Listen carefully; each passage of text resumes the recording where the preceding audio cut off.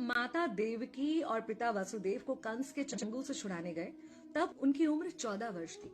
उनकी माता ने उनसे पूछा कि बेटा तुम तो भगवान हो, तो तुम हमें पहले ही कंस के चंगुल से छुड़ा सकते थे, इतनी देर क्यों कर दी? तो कृष्ण जी ने कहा, माता क्या पिछले जन्म में आपने मुझे 14 वर्ष का वनवास नहीं दिया था? माता हैरान रह गई, बोली ये क्या कह रहे हैं आप?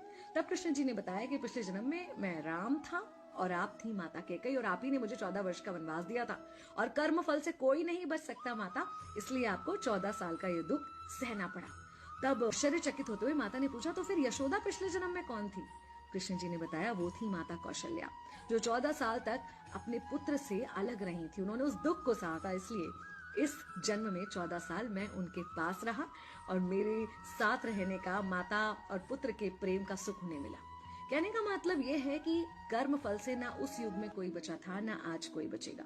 खुद भगवान भी कर्म फल से नहीं बच सकते, इसलिए अपने हर एक कर्म को बहुत सोच समझ कर कीजिए, क्योंकि जिसके भी खिलाफ आप कुछ गलत कर रहे हैं उससे आपकी शत्रुता कुछ समय या शायद एक जन्म की है, लेकिन उसके साथ कुछ गलत करके आप अपने कई जन्म बिगाड़ सकते हैं।